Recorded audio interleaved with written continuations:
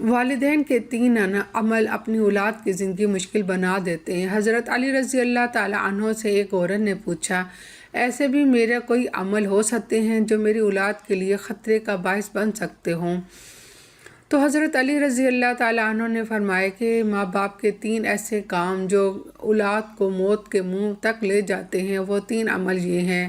بسم اللہ الرحمن الرحیم۔ ایک دفعہ حضرت علی رضی اللہ تعالیٰ عنہ اپنے حجرے میں موجود تھے۔ ایک بوڑھی عورت آئی اور عرض کرنے لگی، اے امیر المومنین، میری دو ہی اولادیں ہیں، ایک بیٹا اور دوسری بیٹی۔ وہ دونوں ہی نافرمان ہیں، وہ دونوں اکثر بیمار رہتے ہیں۔ میری بیٹی کا رشتہ لینے کے لیے کوئی تیار نہیں ہے اور بیٹے کو کوئی رشتہ دینے کے لیے تیار نہیں ہے۔ میں ایسا کون سا عمل کروں جس سے ان کی زندگی میں برکت آئے، وہ عمل انہیں نفع دے اور وہ میری نافرمانی بھی نہ کریں، وہ صحت یاب بھی ہو جائے؟ میں ایسا کون سا کام کروں کیونکہ وہ دونوں نافرمان ہیں، میرا کہا نہیں مانتے۔ میرا بیٹا شراب اور دیگر گناہ بھی کرتا ہے، وہ دونوں دین اسلام سے مطابقت نہیں رکھتے۔ اے امیر المومنین، مجھے کوئی ایسا عمل بتائے جس سے وہ دونوں راہ راست پر آ جائیں، دونوں کے رشتے بھی ہو جائیں، وہ فرمانبردار بن جائیں اور دونوں صحت مند بھی ہو جائیں۔ حضرت علی رضی اللہ تعالیٰ عنہ نے اس عورت سے فرمایا کہ ماں باپ کے 5 ایسے گناہ جس کی سزا اولاد کو بھی ملتی ہے، وہ 5 عمل ایسے ہیں جس سے اولاد کا تعلق جڑ جاتا ہے۔ حضرت علی رضی اللہ تعالیٰ عنہ نے فرمایا، اگر ماں باپ یہ عمل کرتے ہیں تو ان کے عملوں کی وجہ سے اولاد بھی اس جرم میں شریک کر دی جاتی ہے۔ اس خاتون نے پوچھا، وہ 5 عمل کون سے ہیں؟ حضرت علی رضی اللہ تعالیٰ عنہ نے فرمایا، وہ 5 عمل یہ ہیں۔ نمبر 1، جس گھر میں والدین قرآن مجید کو سمجھنے کے باوجود اس کی تلاوت نہ کریں تو ایسے والدین کو اللہ کے عذاب کے مستحق ہوتے ہی ہیں، لیکن ان کی سزا ان کی اولاد کو بھی ملتی ہے۔ ایسے والدین کی اولاد نافرمان بے حیا ہو جاتی ہے، ان کی اولادیں بے حیا و تنگ دست ہو جاتی ہے۔ نمبر 2، امیر المومنین حضرت رضی اللہ تعالیٰ عنہ نے فرمایا، جس گھر میں ماں باپ روزانہ لڑتے ہیں اور ایک دوسرے کو گالیاں دیتے ہیں، جہاں گالیاں دی جائیں وہاں شیطان ہی ڈیرے ڈالتے ہیں، فرشتے نہیں، اور شیطان ان کو ہر وقت بھڑکاتے ہیں۔ آپ خود سوچیں، جس گھر میں ہر وقت شیطان کا بسیرا ہو، فرشتے وہاں نہ آئیں تو ایسے گھر تو جہنم ہی ہوگا، کیونکہ فرشتے تو یہودی اور مشرکوں کے گھر میں نہیں آتے۔ حضور نبی کریم صلی اللہ علیہ وسلم کا فرمان اقدس ہے کہ ایک دوسرے کو گالیاں دینا اسلام میں حرام ہے۔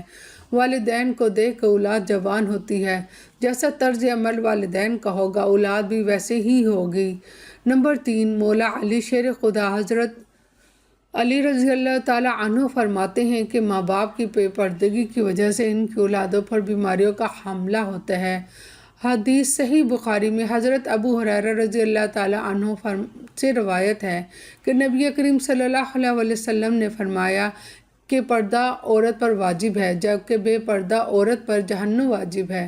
گھر میں بے حیائی اور بے پردگی ہوتی ہے تو اللہ کے فرشتے ایسے گھروں میں رہنے والوں کے لیے بد دعا کرتے ہیں اور شیطان ایسے گھروں کو اپنا بسیرا بنا لیتے ہیں جہاں بے پردگی عام ہو۔ اس کا گھر، اس کی اولادیں بے حیا، نافرمان اور غلط کاموں کا شکار ہو جاتی ہیں۔ یہی نہیں بلکہ پریشانی اور مصیبتیں ایسی اولادوں کا مقدر بنتی ہے۔ یہ ان کے والدین کی بے پردگی کی وجہ سے ہوتا ہے۔ نمبر 4، حضرت علی رضی اللہ تعالیٰ عنہ نے فرمایا کہ وہ والدین جو کسی دوسروں کی اولاد کے بارے میں برا سوچتے ہیں، انہیں دیکھنا چاہیے کہ اگر وہ دوسروں کی اولاد کے بارے میں برا سوچیں گے تو ان کی اولادیں بھی اس برے عمل سے نہیں بچ پائیں گی۔ اللہ تعالیٰ ان کی اولادوں کے لیے برا کرتا ہے کیونکہ اللہ تعالیٰ بڑا رحمان اور رحیم ہے۔ اللہ تعالیٰ 70 ماؤں سے زیادہ اپنے بندے سے محبت کرتا ہے۔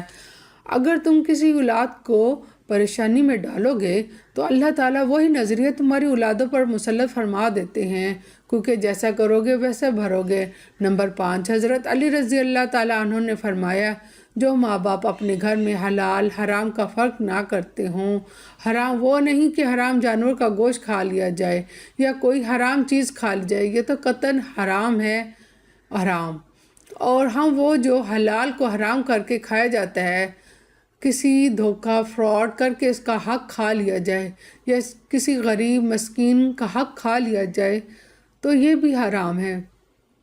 اگر حرام مال بچوں کو کھلایا جائے تو اولاد نافرمان، بے حیا اور بیماری میں مبتلا ہو جاتی ہے۔ آج کل یہ بیماری ہمارے معاشرے میں عام ہو گئی ہے کہ حرام کھانے والے اسے حلال سمجھ کر کھا رہے ہیں۔ اللہ تعالی ہم سب کو ان تمام گناہوں سے دور رکھے۔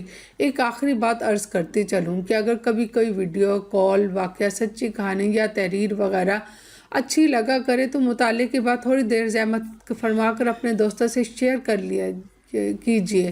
یقین کیجیے کہ اس میں آپ کا بامشکل ایک لمحہ صرف ہوگا، لیکن ہو سکتا ہے کہ اس ایک لمحے کی اٹھائی ہوئی تکلیف آپ کی شیئر کردہ تحریر ہزاروں لوگوں کے لیے سبق آموز ثابت ہو سکتی ہے۔ شکریہ۔